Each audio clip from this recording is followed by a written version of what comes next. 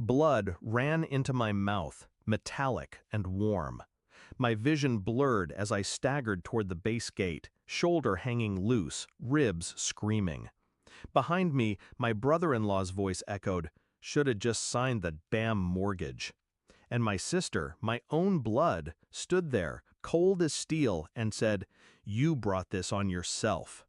I dragged myself forward, one hand pressed to the wound, one hand clawing the gravel.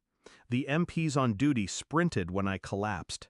I remember one voice shouting, "Who did this?" I smiled through the blood, because I already knew how this would end, and it wouldn't be me broken on the ground. My sister was everything to me once. We grew up in the same small house, shared the same hand-me-downs, whispered secrets under the same leaking roof. I protected her from bullies, from our father's temper, from the world. When she married him, the brother-in-law, I gave him the benefit of the doubt. I shook his hand, welcomed him into the family.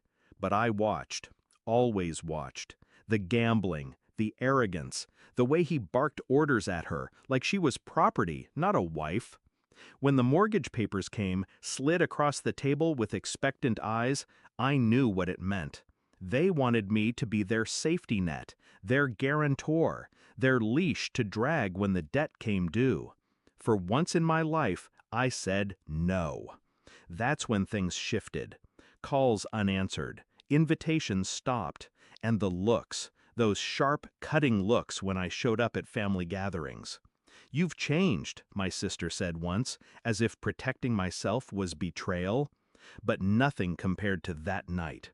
Him, waiting for me outside the barracks, his fist like a hammer, my shoulder tearing as I hit the pavement, boots against ribs, the taste of blood, and her voice watching it happen, not stopping it, not helping, just whispering, "You should have signed."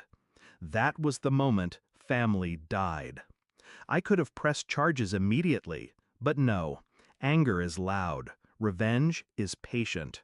In the hospital, they asked if I wanted to file. I shook my head. "I'll handle it," I said, because I knew something they didn't. He attacked me on base, federal property, military jurisdiction. That changed everything. And I wasn't just a victim. I was a soldier with clearance, with connections, with knowledge of exactly how to set a trap. Step 1, documentation.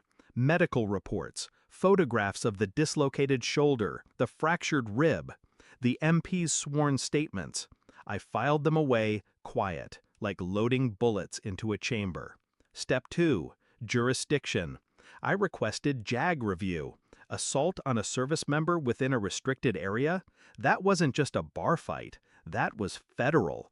It carried weight my brother-in-law couldn't imagine. Step 3, leverage.